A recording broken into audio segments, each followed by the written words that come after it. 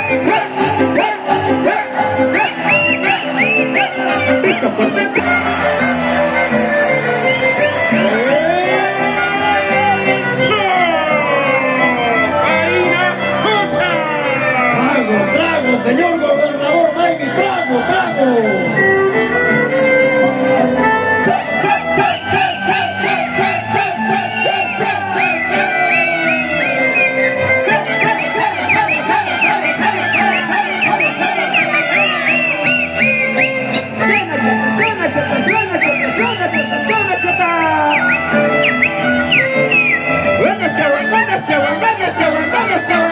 Chupa, chupa, chupa, chupa, chupa, chupa, chupa, hey. Ganas, chaval, ganas, chaval, ganas, chaval. Ya, ya, ya, ya, ya, ya.